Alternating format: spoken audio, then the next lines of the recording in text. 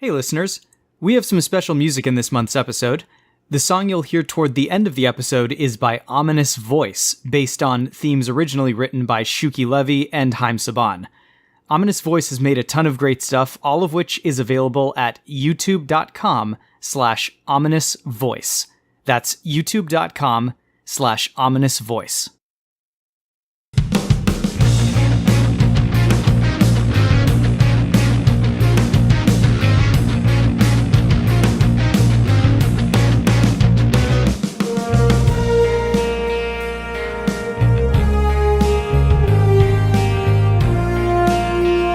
Welcome to Extraordinary League, an actual play RPG podcast brought to you by Smash Fiction.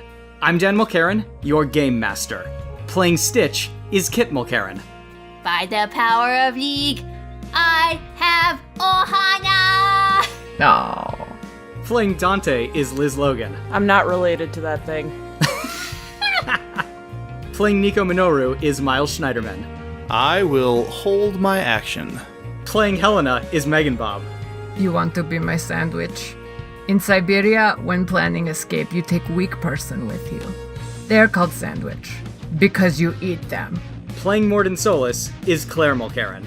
If there's a prize for debunking magical thinking, I guess I've already won that. As a side note, there is such a prize, and I have won it. No incident is worth the investigation. Science has already disproven that. Who'd you think you're kidding? I made Stitch into a big blue dog. I do not buy this, and I think that neither do you. I can summon fire. I can move things with my mind. You're full of shit. My calculations won't allow it, no. You might be wrong. Hear the song, it's magic. It makes me sick, I won't say it's magic. Not smoke and mirrors, don't fear, it's magic. No, don't care how you phrase your opinion. Can't outweigh Occam's razor's dominion. Here's more weird shit, please admit it's magic. Oh, at least out loud, I won't say it's magic. Sha-la-la-la-la, yes it is. Wow. Wow. Are these introductions just inevitably going to turn into a 5-way sing-along before the end of the campaign? I think that's where we're logically building to. Oh, hold on. There's just a thing. It's, okay, there's like a little letter that came through our mail slot. Oh, interesting. It's a letter from Disney. It's a cease and desist. Remember that in the old fire? Yep. Hey, this is Fuck all that. for purposes of review. Yeah. For review. We haven't even posted it to the internet yet, and already we got that. Wow, they're good. Previously, your efforts to take on Phyrexia were temporarily put on hold as your headquarters of Castle Grayskull came under attack. The skull-headed sorcerer Skeletor, joined by the traitorous former League member Demona, led an army of monsters to the gates of Grayskull and deactivated the fortress's magical defenses. You were contacted by the sorceress of Castle Grayskull, who told you of a sword that would allow you to tap directly into the Power of Grayskull, but when you reached the sword, it turned out that the sorceress was actually Demona in disguise, who used you to get her to the sword. She has grabbed it and activated it, and has become transformed by arcane might. Demona normally wears a torn white shirt hanging off one shoulder and a white loincloth, but now these items of clothing have been transformed from cloth into fur, and she's now sporting an X-shaped leather harness across her torso and a golden bracer on each wrist. Her muscles are larger and more pronounced, and an almost overwhelming aura of power radiates off of her. She looks down at Stitch, still lying on his back and blinking in surprise after charging full speed into her and dealing no appreciable damage. Demona grins, displaying her fangs prominently. You may wish to run now. Or maybe not. I'm really feeling like cutting loose right this second. What do you all do? Mordin says, Stitch, are you alright? He's gonna try and, attack her again, basically. Okay, it sounds like we're rolling initiative. All right. 14. 7. 4. 7. 8. Okay, Demona's going first. I have her in my notes as He-Mona, just so everyone is clear. We're all on the same page. As Stitch charges at her, she again raises her sword above her head, and lightning again strikes it, but this time instead of getting absorbed into the sword and sort of like getting pulled into her body, it actually blasts outward from her in a devastating shockwave. I'm going to need everyone to make an agility check. It's a green. Okay, green for Stitch. That was white. Okay, white for Helena. Green. Green for Dante. Green. Green for Mordin. And Nico? Yellow. Nico, you take 20 damage. Oh, shit. All right. Mordin, Stitch, and Dante, you each take 40 damage. Helena, you take 80 damage. Jiminy Christmas. Shit! Well, there goes my force field. Holy balls. There goes most of my health. Now, when she said she had the power, Yeah. Helena, are you still up? I don't remember how much health you have. I have 100, so I am barely alive. Stitch, you need to carry me. That brings us to Mordin. What are you up to, Dr. Solus? I can dose one of you with Metagel, and then we can start running. Dose Helena. Okay, that's fair. She's the one who's like dying. or me. I have 6 hit points. Oh shit! You have magic. You'll be fine, right? Your precious magic. That's right. Don't touch me with your sciences. Does, like, Helena just straight up refuse? Or, like... Helena will fight you a little bit, but I think she's probably... I mean, I don't know. It's 20. I'm pretty close to death, I guess, huh? Okay, yeah. You're too weak to not get injected by a needle. I'll inject Helena with some Metagel, and it'll heal her for 50. And then, if I can, I'm going to start moving towards the staircase. Just like however far I can get. So you're beginning to retreat towards the staircase away from the crazy magical sword gargoyle. Yeah. Nico, what are you up to? So I will hold up my staff and say, "Deer in headlights?" With the idea being that there is now a massive, like, spotlight shining directly in Demona's eyes. Okay, interesting idea. Make your psyche roll. I got a white. Okay, you're pointing with the staff of one, but, like, that blast of electricity hits you really, really hard, and you're honestly just kind of having trouble keeping your breath right now. So I get to determine what deer in the headlights looks like when it is not done ideally. Nico, you grow a pair of antlers. Oh, I like it. So good luck. Okay. Stitch, it is your turn. Can you describe what this room looks like? Yes, so you guys are beneath Castle Grayskull. There's one staircase that leads down to where you are. You guys are on essentially a platform surrounded by what looks to be a bottomless pit in the middle of this, like, cavernous room with vaulted ceilings, and in the center was where the Sword of Power had been up until Demona drew it. So she's standing in the center of the platform. You and your friends are closer to the edge by where the stairs are coming down. So is this actually a cavern with like stalactites and everything? It's not a cavern, no. It's actually, like, carved and worked stone. Stitch extracts his extra set of arms, pulls out Marlene, and starts meedling the ceiling of this room above Demona in the hopes of, like, just having debris distract her as it comes down on her. Gotcha. So And you're then- not looking to damage, you're looking to distract and delay. Yeah, just make like a mini avalanche? I don't know what you would call it. Yeah, a cave-in. Cave-in, there you go. Okay. And then just grab Nico with his other two arms, and just like kind of weirdly princess carrying her above himself as he runs away. Okay. Give me an agility check.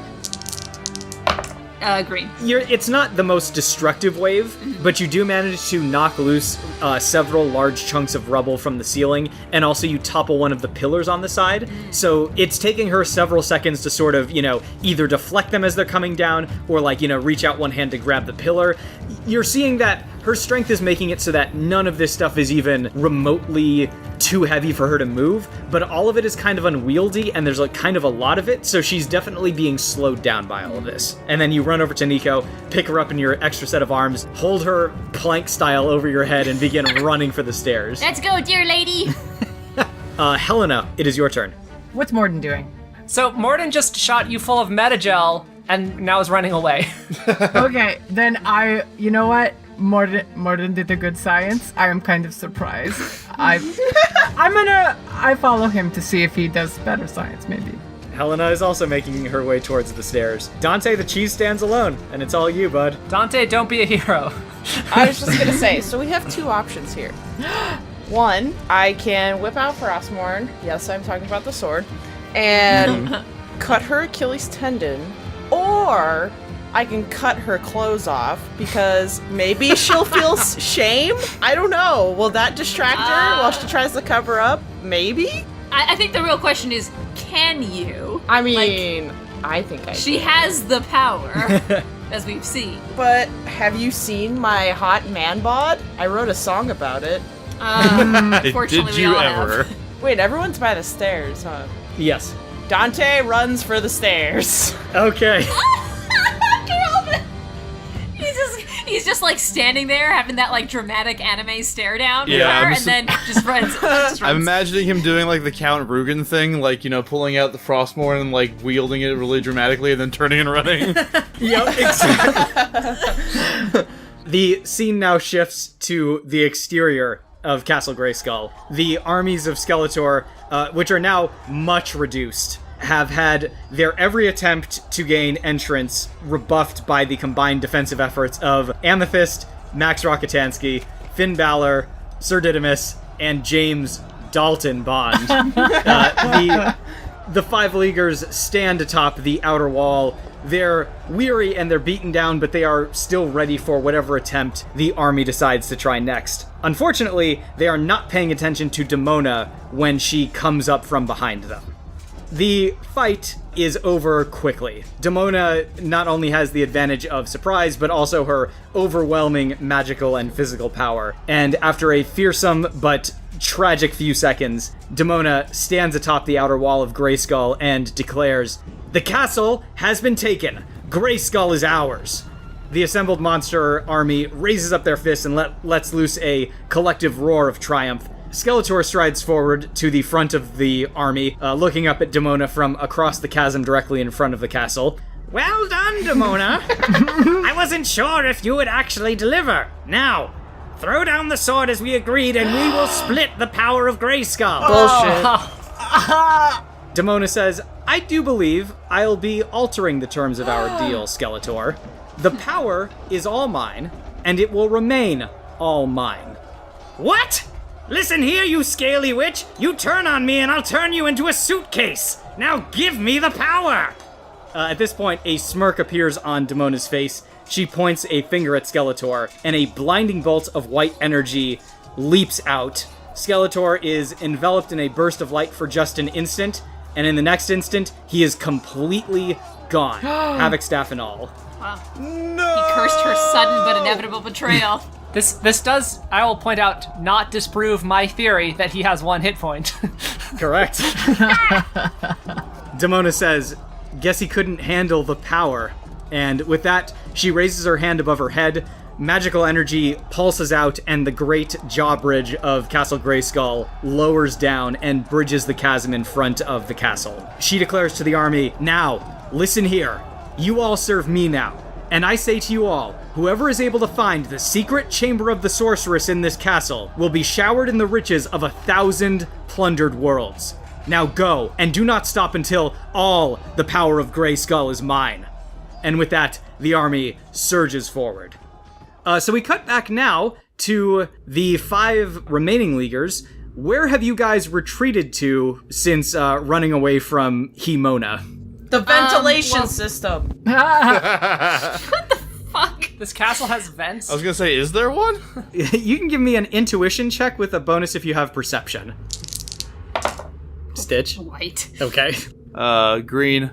Yeah, white. Yellow. Yellow.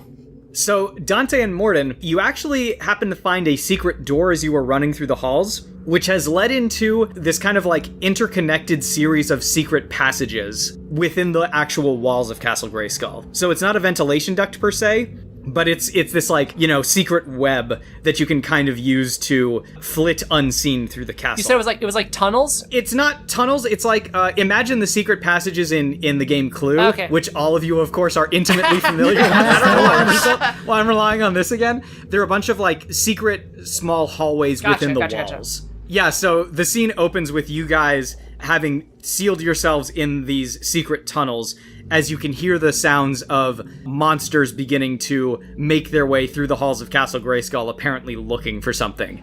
We need to go get Lace. Mordin's gonna turn to Stitch and say, "I don't believe Lace is in danger right now. She's in stasis." But what if they hurt her? And she's ground dino meat. Mordin shoots a look at Dante. This looks horrified. Lace will not be a priority for them. I see. We need to remain focused on our objective, which would be, I suppose, parting Demona from her sword. Although if we could find the secret chamber of the sorceress, the actual sorceress, then I'm sure she would be able to help us as well. What do the basic enemy soldiers look like? What are they wearing? Well, so the thing is, there's no basic enemy soldier. All of these guys are super, super weird looking. I actually have a big table of Skeletor's minions. I'll roll it in a couple of times so you guys can, get a sense. Okay, so there's one guy who just kind of looks like a man-sized top. He's like the upper body of like a robot man, and then like the lower body of a top, and he's just like spinning through the hallways. Oh, fuck. That is the stupidest villain. There's a guy who his entire body is black, but has a pattern that looks like a glow-in-the-dark skeleton on it, and he's wearing a purple cape with like a high neck and carrying a glowing Is this Skeletor's scythe. body double? Apparently the original toy was supposed to be the ghost of Skeletor, and then they repurposed it when they brought it into continuity. So it's things like that, like just random ass stuff. There's no actual, uniform look to them. Let's think about this, guys. We could find the sorceress. We could try to free our buddies. We could go to the lab. We could try to get some weapons or something like that. Who has been here the longest? Oh, in the castle? Yes. It would be either the core leaguers or maybe Nico, because she was kind of separate from us, but not necessarily has been. I came in after all of you, but I've been here a while. But I don't know the castle very well. You look like you need some metagel, Nico. No, I'm gonna do some magic. It'll be fine. Well, the last time you tried to do that, you got antlers. Look. Was that the goal? Mordin, you're being very rude. Mordin's gonna give a dose of metagel to Nico and heal her for 50. Thank you. I only have 26 total, but I appreciate that. I need to you sometimes break a pill in half when you're giving it to a little kid. I need to find a way to give her half of a metagel vial.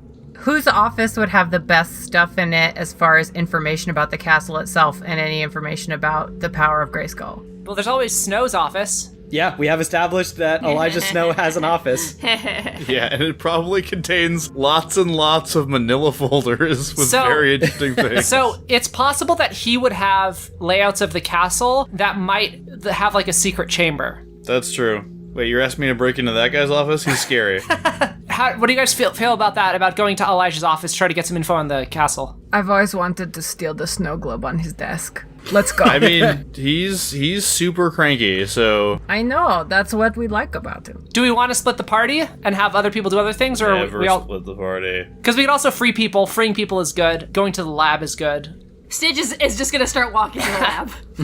I don't have the mind control device working yet, but I could do a crude version of it, where maybe I just create a lot of psychic noise and fuck with people's heads, even if I can't control them. I'm sorry, the what? What did you not have working yet? The mind control device. Right. That we got from Nexus City. Mordin, will this also fuck with our heads? I could try to inoculate us or something. You sound so disappointed. It's just another step I have to do. It's gonna be more complicated, but I can make that work. Some people can go find out where the sorceress is, and Stitch and I can go to the lab, and someone else can come with us if they want, and I'll try and make a device that we can use to disable the army or something like that. Well, I know who I'm going with. Okay, so it sounds like Dante, Mordin, and Stitch are going to the lab. Sure. I've been at the lab 5 minutes ago. Okay. Helena and Nico are going to go to find the secret room. The sorcerer's chamber? Yeah, by going to Snow's place and trying to find info. Oh, okay, cool. Yeah, that sounds great. Sounds good? Okay, cool. Yeah. All right. I'm going to do the lab group first. So the three of you wander through the twisting hallways of the secret passages in Castle Grayskull. Thankfully, you're all familiar enough with the layout of the castle that you're able to make a few kind of best guesses, and you can hear the noises of the monsters speaking and rooting through rooms, breaking stuff in an attempt to find the sorceress's chamber, / just breaking stuff because it's fun and they're terrible things. Every now and again, there will be a little, secret peephole in the secret passageway that you can look through in order to see what's going on. Eyes in paintings. Yes, exactly. You're or you come out into a suit of armor, right. And you look out through it or something like that. So with all of that navigation, you're all able to find your way to the lab. However, there are two of Skeletor's minions who have made their way there, and those two are The first one is a green scaly guy who is wearing the standard issue Eternian fuzzy loincloth, except his has suspenders on it. Yeah! His head is very snake-like, complete actually with like a cobra hood around his head. Just so you guys know how to refer to him, this is Cobra Khan. And the second one is a yellow and green-furred gorilla wearing a battle harness, helmet, and gauntlets, and carrying a large battle axe. So the two of them are in Mordin's lab, picking up random beakers and stuff, like sniffing at it, making a face, throwing it over their shoulder, going over to his computer systems, sort of staring down at it, and then just like throwing it into the wall, making a big mess. And the gorilla at some point turns and notices Lace, who is laid out on one of the tables, still in her medically induced coma, and begins to walk over to her, licking his lips ominously. What do all of you do? Is the secret passageway in view of them? Like, if we come out of the secret passageway, can they see us? If you were to make an agility plus stealth roll, then you could sneak out unseen. Otherwise, they would see you. Oh, somehow I forgot to mention this because the pictures I was looking at aren't great. The gorilla is wearing a red cape, and I feel like you guys all need to know that. What is his name? Oh, his name is Grygor. Grygor? Grygor. So, Mordin is by far the weirdest looking one of us, and since all of Skeletor's minions look strange, I really want to take my coat, my red coat, put it on Mordin, give him my rebellion sword, have him do agility and stealth, come out, and then just like unintelligibly scream and point at the door for them to like get out. Are you also going to give me, like, 2 belts to wear strapped across my chest? Yes, I have my boob strap! Yep, it's going on you. Yep. Not to break your heart, Dante, but Rebellion was destroyed when you picked That's up fine, Frostmourne. you can have Frostmourne. I don't care. Go ahead. Or you could also give him your guns, which you always forget about. Yeah, you can have my guns. Go ahead. Just make Wait, you make have guns? noises. Why have you never used your guns? Okay, no, it's fine. Do that. It's like your portal gun, just a little more. I know how to use guns. Okay, well, it's sexier looking Do than your you? portal gun. Obviously not. But then I want you to walk in, yell and scream at the door, and then like pick up a beaker and like throw it on the floor and be like, haha, I destroy shit too. I'm sure I can come up with a better explanation than that. Thank you. Yeah. But here you go. Here's my coat. Here's my guns. Here's my boob strap. Have fun. Okay, real quick, before we go on. I misspelled his name. His name is Grygor, and I'm pretty sure it's supposed to be Green Yellow Gorilla is where they came up with that name. Nice. Terrible. Thank you for clarifying, because I kept seeing some just regular guy. Okay, The other no, guy's no, named no. Gregor. Anyway, it sounds like there's an amazing plan happening, so let's see what's going on there. Can Stitch stealth in as well? Yeah, it doesn't sound like Mordin's planning on stealthing in, though. I'm gonna stealth in. Okay. So Dante gets naked, Mordin disguises himself as one of Skeletor's crew, complete with a cross harness on his chest, and is gonna try to distract them / lure them out of the room. So, Mordin, you roleplay that. I'll have you roll, and then depending on how you go, you will either give a bonus or a penalty to your friends in God, stealth. please use karma. Yeah, so I'm gonna step out from the shadows and say, "Hello, fellow berserkers. It is I, your fellow berserker, Unihorn. You remember me." I have just received word from Master Skeletor. I'm sorry, I mean Master Demona, our new master. We're all to report down to the Great Hall. She wanted to see us. Apparently she's captured one of them. So you're going to roll your psyche. You get a bonus if you have deception, and I'm going to give you an additional +2 column shift for coming up with a He-Man appropriate name. Ooh, got a 4. Got a 4. All right. I'd like my coat back, please. Dante and Stitch, why don't you guys roll agility plus stealth, and then I will reveal what happens with Mordin. Got a yellow. Yellow as well. Grygor kind of turns away disappointedly from the meal he was about to enjoy and starts sulking his way towards the exit of the lab when Cobra Khan puts a hand on his furry shoulder and says, "Wait just a second. Unihorn has his horn on the other side of his head." Who are you? And in the meantime, Stitch and Dante, you have snuck your way into the room with Grygor and Cobra Khan oblivious as to your presence. Don't you remember the time that Skeletor stole that magic mirror from the sorceress and turned all of us mirror imaged? Okay, Mordin, you're gonna make your check again, but this time you're at a -2 column shift, because they're smelling a rat. Oh god, I'm so close. Nope, I just barely got a white. Barely not there. Gygor reaches out and grabs you by your new leather harness and lifts you off the ground, as Cobra Khan says, "Yes, but then He-Man shattered the mirror, and we were all restored back to our normal selves." In Eternia, all things that can happen have happened. But then they've all returned to Exactly. continuity. Yeah. The status quo is inviolable on Eternia, Mordin. So Mordin is being lifted off his feet. Stitch and Dante, do you guys want to do anything before things escalate, or are you good? He'll be fine. So we're in the lab, right? Yes. Okay. So I Steve, imagine I currently don't have my force fields. Oh, no. You do have your force field. It would have recharged after the fight. No, I'm not wearing my armor. Oh, I see. Yes. That is correct, then. what a great plan. Well, it came from me, so what do you expect? Mordin, what, did you hit your head? Why are you listening to Dante? Stitch is gonna start booping on the computers that are, like, keeping Lace stable to try and, like, safely disconnect her. Okay. Gonna 'Cause try to wake her up. I imagine he can't just rip her out of the machine without consequences, Yeah. and he's not stupid, so All he's right. gonna fuck around with that. So you're making a reason check with a bonus if you have technology. In the meantime, Dante, what are you doing? Here I go seeing some dude picking up Mordin by my leather strap, and I get immediate like, "Oi, that's my leather strap!" And I want to go up and be like, "Bruh!" and like shove him, like get off my Okay. leather strap. All right, so you're shoving Gygor. Make a fighting check. Green. You shove Gygor into the wall. He, like, makes a large crack in it under the impact.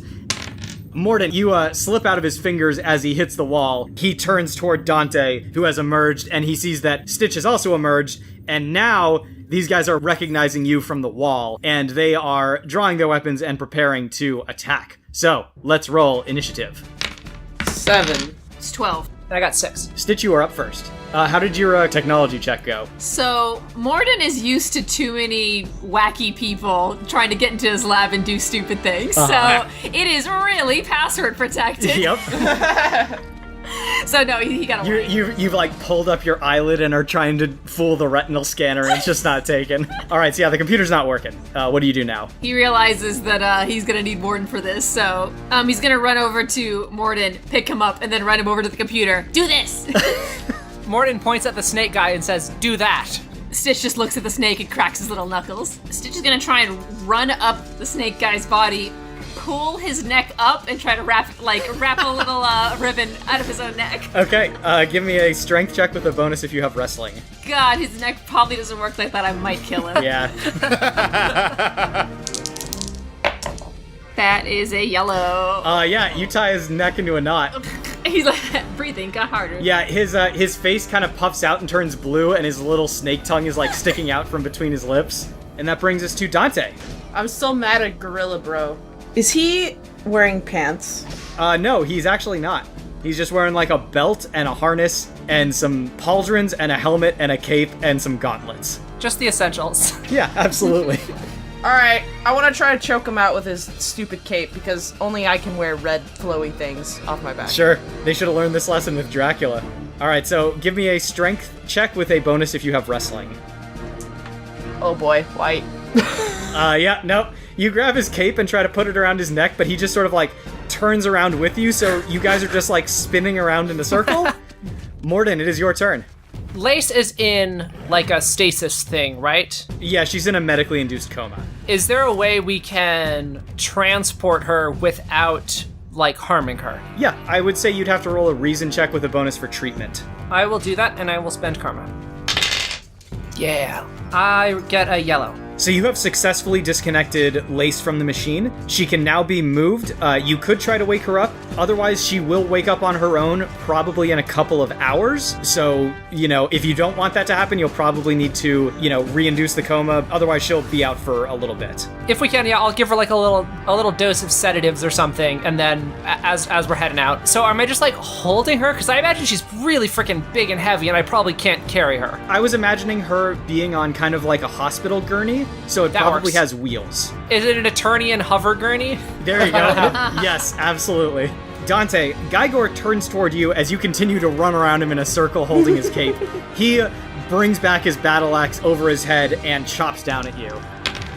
And misses horrifically. He smashes Mordin's second favorite cabinet of chemicals. Stitch, Cobra Khan is looking at you, trying to untangle his neck, but as he does so, his Cobra hood sort of flares out, and this green gas shoots in a jet out from it. I need you to make an endurance check. That's not how cobras work. I'm gonna take it to a yellow. So you inhale a bit of the sleeping gas. You aren't knocked unconscious, but you are going to be dazed for the next round, so you're going to take a -2 column shift on everything that you do. And it is your turn. He kind of starts swaying and is doing the real slow blink. And Cobra Khan is trying to taunt you, but his neck is still all tangled up, so he just gets out a, "You cannot resist the effects of my sleep gas." Stitch is gonna grab him by the legs and do the overhead slam into basically the gorilla dude. Okay, nice. I like it. Why don't you give me a strength check again, bonus for wrestling. And this is a grapple check, so you'll need to get at least a yellow to succeed. I see, and I have -2. Yes. Don't be tricky. It's tricky to throw a snake, to throw a snake, that's... I did, however, get a fucking red, so night-night! Yeah, you slam Cobra Khan overhead into Gygor. Both go down unconscious. Mordin walks over to the cabinet that's been destroyed and says, just finished sorting these by atomic weight. So you guys now have the lab. Lace has been unhooked from the machine and can be moved safely. Mordin, is there anything in here that you want to do or work on or quickly develop? I'm gonna try to see if I can jury-rig a version of that, mind control device to just send out, a bunch of static. Turn up the volume and just go, bang, and just, see if it can just, disable people's brains for a little bit. Yeah, give me a reason check with a bonus for technology. I'll do some karma. I got a red. Okay. Mordin, you now have a fully functioning psychic static projector. And with the effect that you got, it will cover all of Castle Grayskull when activated. Dang. Nice. Just need to, inoculate the rest of the league now, right? I need to figure that out. Yeah, I mean, I'll say that you know enough that you can do it. You would just need to get to them. So I will say that you inoculate yourself, Dante, and Stitch. I'm going to say that I do so by using the technology of programming the nanobots that are inside of us still. Oh, very good. Nice. And I have a little sample that I can inject into Helena and Nico when we get to them. Cool. I would just like to establish when you use your Omni tool, it temporarily glitches out pink, and then a little screen pops up and it's playing a telenovela. Excellent. Even when she's not here, she's here. Can Stitch sniff for the little T-Rex? Yeah, you can give me an enhanced senses check. I'm a little less worried about him because he can actually move. But he's still a stupid baby. Yeah. He might wander right into them. Yeah, you didn't see any sign of him when you came in. I got a yellow. You can tell that the T-Rex was in here recently, but then you think he actually fled into the secret passages. Oh, okay. All right. Well, good. We'll follow him later. Dante, was there something you wanted to do? Yeah, without anyone seeing or noticing, I'm gonna go over to the broken chemical cabinet and grab a few unbroken bottles of chemicals. I don't know what they do. I'm just gonna say I grabbed 3. Nice. He's gonna accidentally make mustard gas and make himself pass out. Cool. Dante, you can make a note that you are carrying 3 bottles of mystery chemicals, which I will determine randomly if you decide to use them. The camera cuts back over to one of the taller towers in Castle Grayskull, where Helena and Nico have crept their way through the secret passages. So you guys are still in the secret passage, you're looking through the eye holes, and you can see that you are just outside of a hallway, which has the door that leads into Elijah Snow's office. And in the hallway is a relatively regular-looking human male who's wearing a full-body black outfit, with the exception of the fact that his gloves and boots and belt are red, and he has the symbol of a snake-like dragon coiled around a sword on his chest. And he has a ninja hood over his face, and he has a sword on his back, a set of nunchaku hanging from his belt, and he's carrying a bow in one hand. And he's currently attempting to get into Elijah Snow's office, but it appears as though the door is locked and quite heavily fortified. This, by the way, is Ninjor. What would you guys like to do?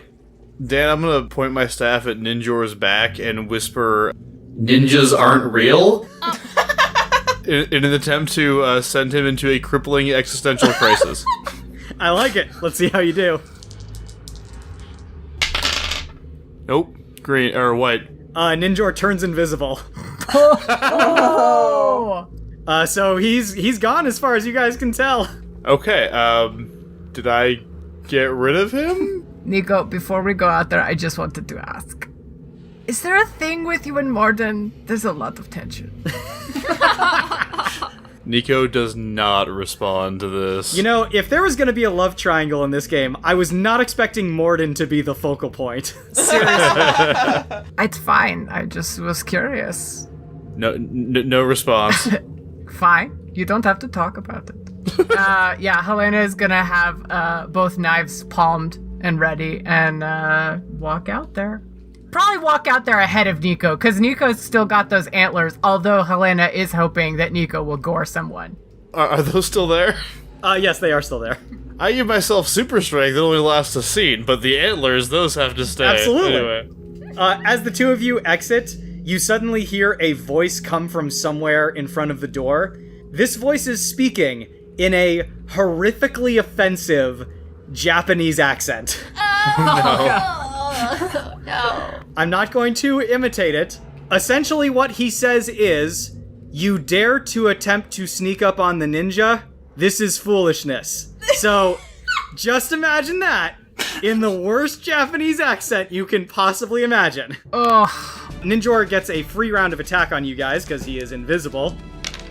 Helena, you feel a sudden sharp pain on your head as you are hit by an invisible nunchaku. You take 30 damage. Ah. And let's roll initiative. 7. 6. Nico, it is your turn. Alright, well, since I have this spell now that I actually don't cast with my staff, I'm gonna cast Reveal Invisible. Oh, perfect! I say Narakath Redgamor Uliath. Okay, make your psyche check. Alright, Dan, that's green. Cool. So, using the spell you learned from the Tome of Eternal Darkness, these 3 glowing blue runes appear on the ground around you, and then a wave of blue energy flies out, and Ninjor is suddenly revealed in all his racist glory, spinning a nunchaku around himself. Helena, you can now see your attacker. What do you do? You know, I'm just gonna kick him in the groin. I like it. Give me a fighting check, with a bonus if you have close combat unarmed. Oh, nice. I got a yellow. So you lift Ninjor off of his feet. He goes flying in a parabolic arc, grabbing his balls, Oh, jeez. and lands skidding down the hallway. That was delightful. Ninjor climbs painfully to his feet, lets loose another racist-sounding tirade, which is now a couple of octaves higher. He draws his longbow and fires an arrow at Helena. So, is our headcanon that he's not Japanese and just, like, does a weird accent? Like, That's my headcanon, okay. dude. Helena, he appears to be very distracted by the pain you caused him as his arrow goes flying past you, not even grazing your hair. Nico, it is your turn. Nico, actually is Japanese, so, is very offended by all of this. And whether or not the person under the mask is actually Japanese or not, it doesn't really make it better either way. I say, don't you know what you're doing by using that kind? Not only is that painfully outdated, but it's just really, really damaging. And what I think you need to do is get woke. That is a yellow for my spell to flood Ninjor's mind with all the most recent philosophy on modern ideas of social justice and intersectionality of racism. Oh my god. Yeah, he takes off his mask and reveals it was Mickey Rooney the whole time.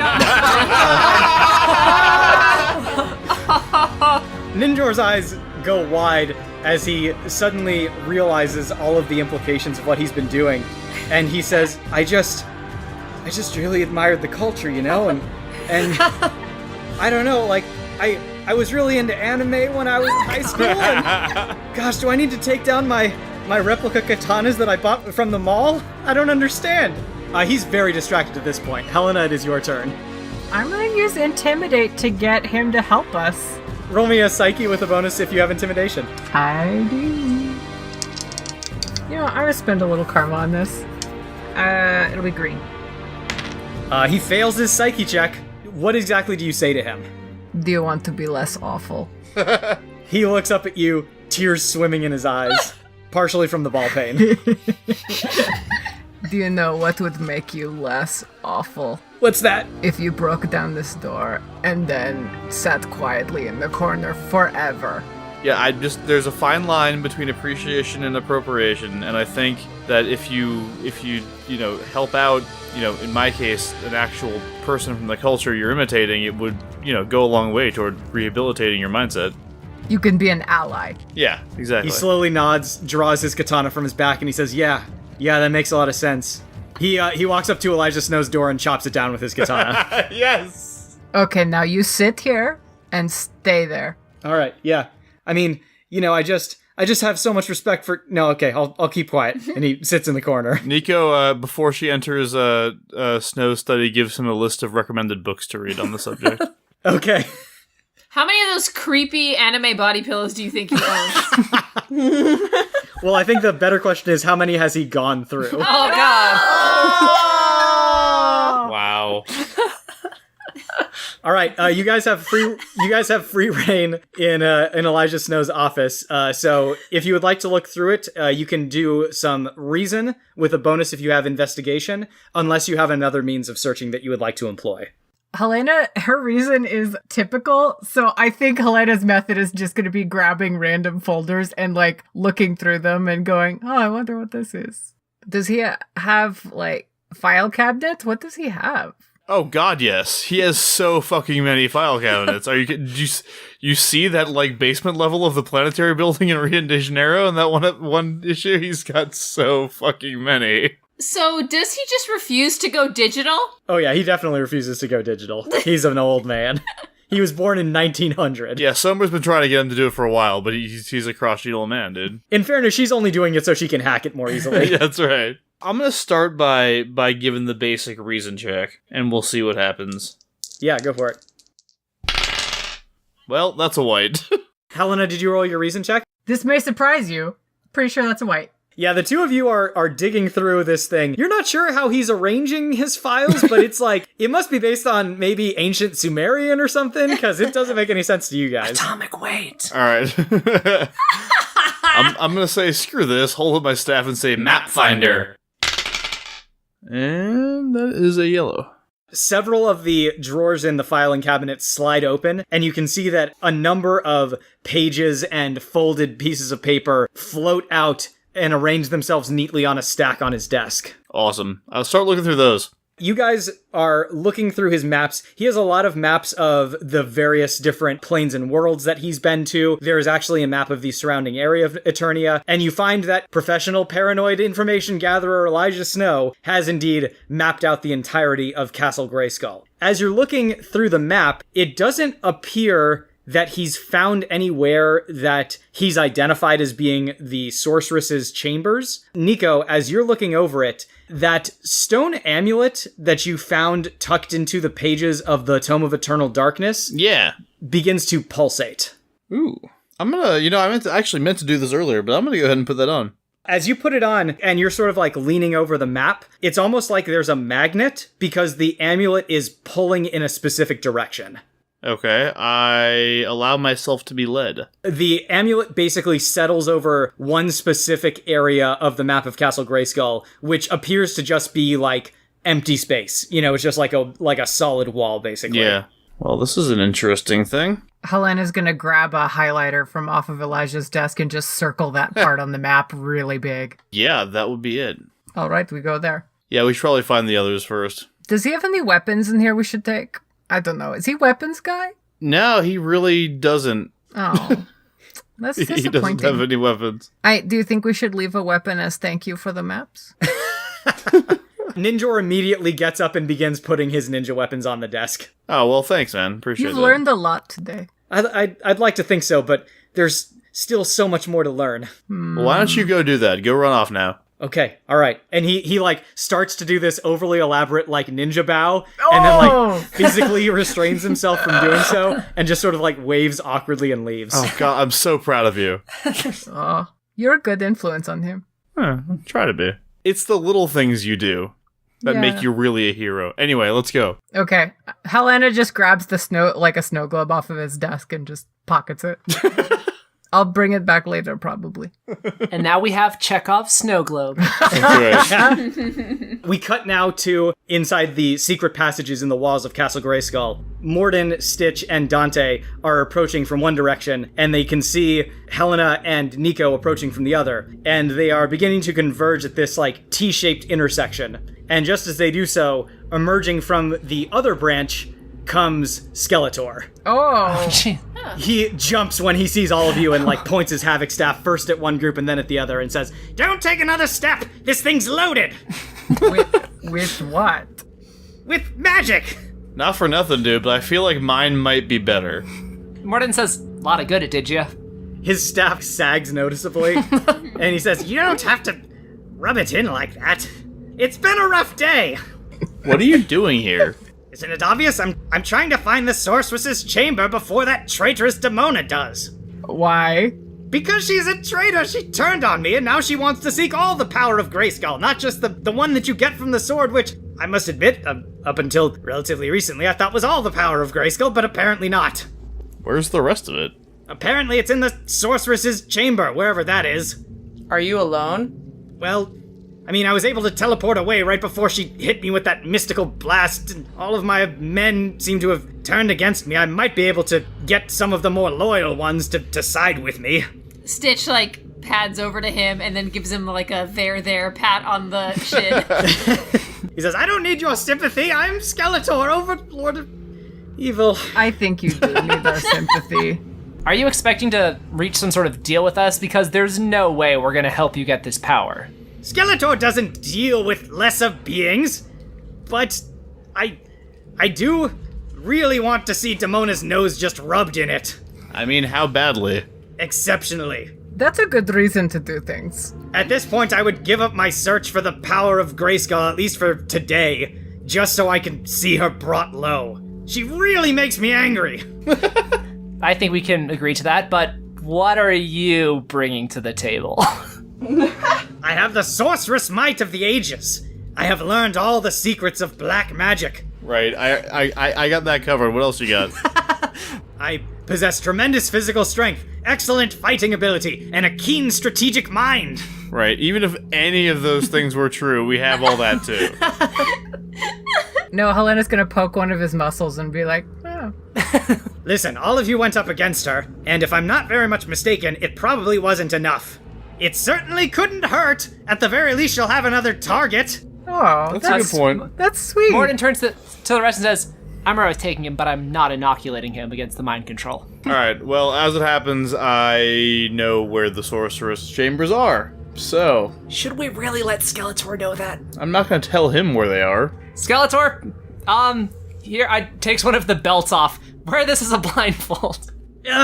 Is this really necessary? It's very humiliating. He doesn't have eyes. Have Is this gonna work? eyes. Nico and Stitch just staring at Mordin like, really? He sees out of those holes, I imagine, somehow. Yeah?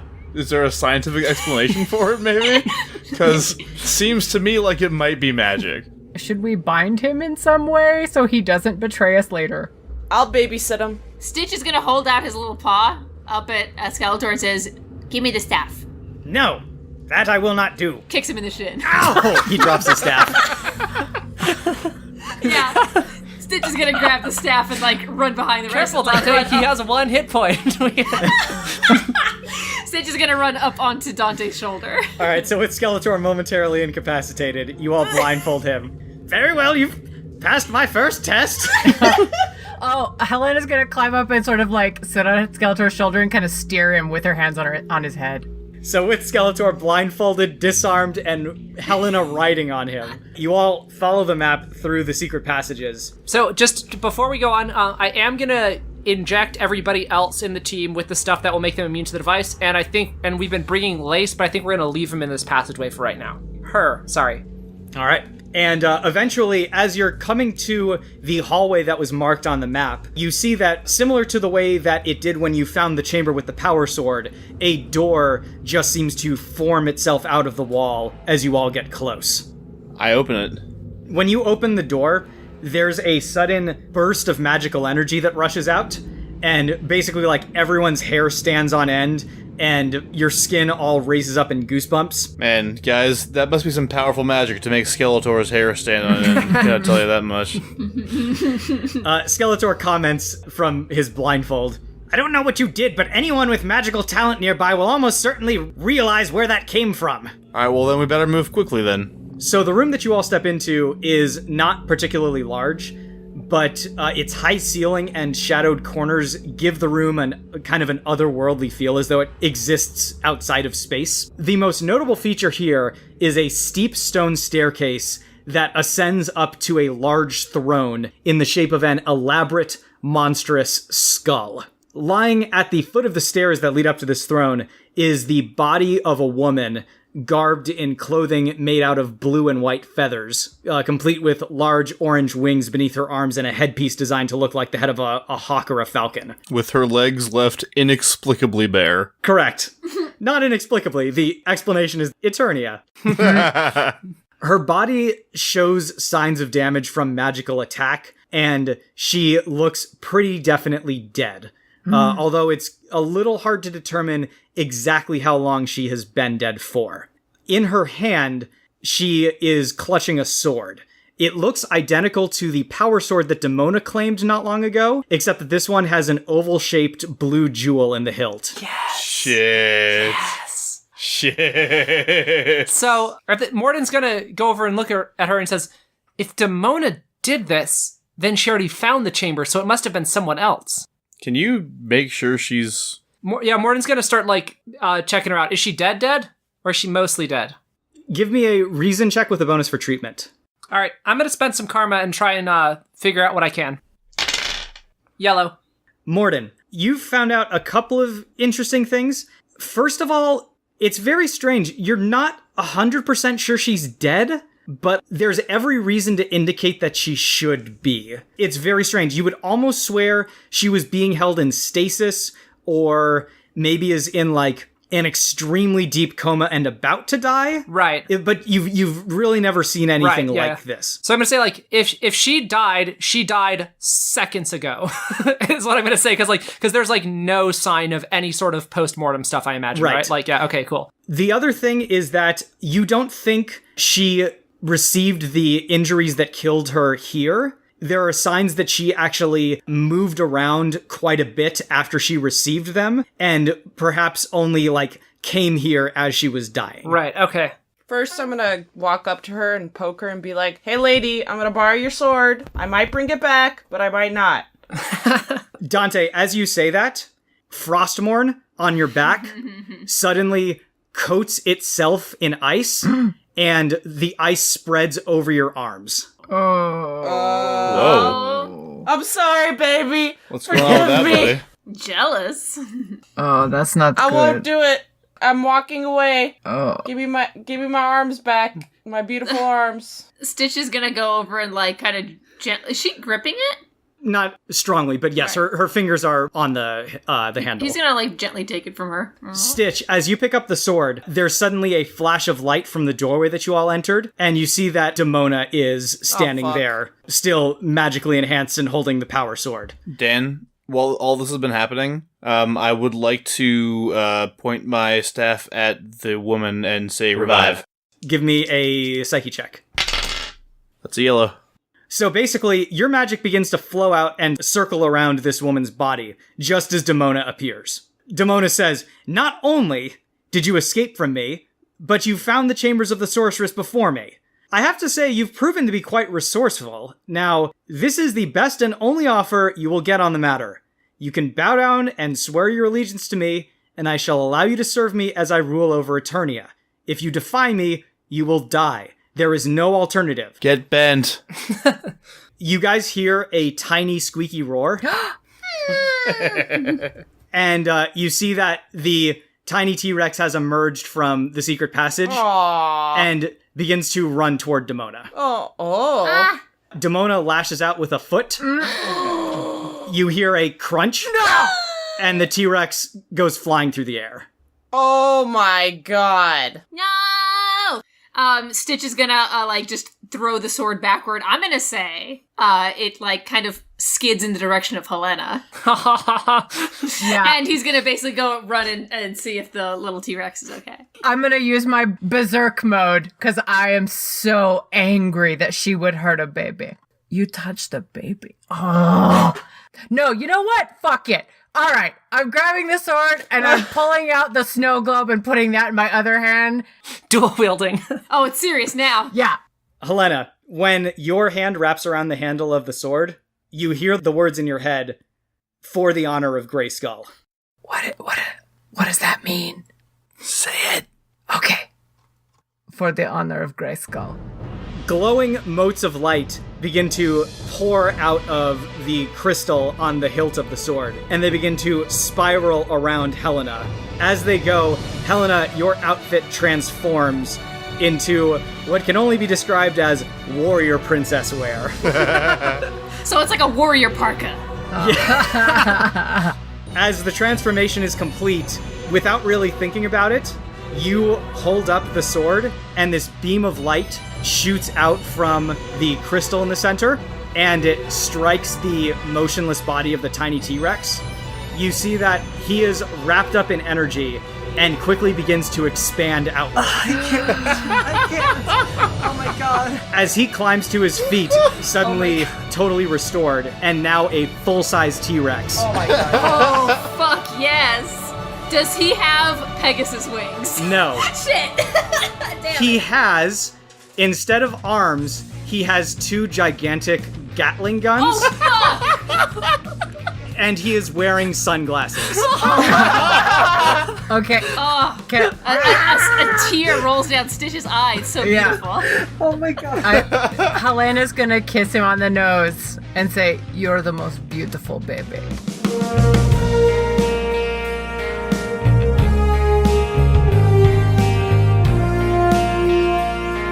Extraordinary League is produced by Dan Mulkerin, with logo design by Claire Mulkerin. Special thanks to Kevin MacLeod at Incompetech.com for our theme song, Motherload, and to TabletopAudio.com for our background music and ambient sound effects. You can find us on Twitter at SmashFic and search for the Smash Fiction Podcast on Facebook, Tumblr, and YouTube. Subscribe on Apple Podcasts or your podcatcher of choice, and if you leave us a good review, we shall become more powerful than you can possibly imagine. Smash Fiction is made possible thanks to our supporters on Patreon at patreon.com/smashfictionpodcast. Please consider donating as little as $1 each month. It helps us keep the show going, and we have great rewards and extra content for those who help us out. If you have any suggestions, feedback, or other contributions, send them to us at smashfictionpodcast@gmail.com and help us continue the fight.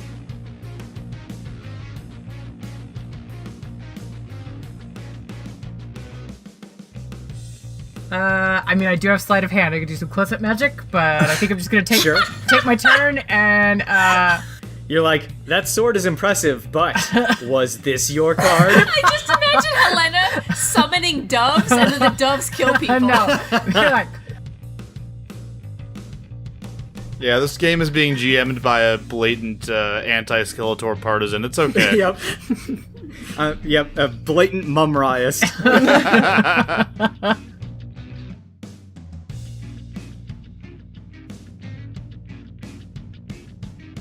I just had the visualization of Sombra sneaking into Elijah's office one day, pulling open a file cabinet, staring at it a long time, and just trying to hack it. It's like,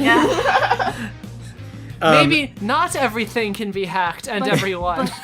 but everything can be hacked, and she just has this existential.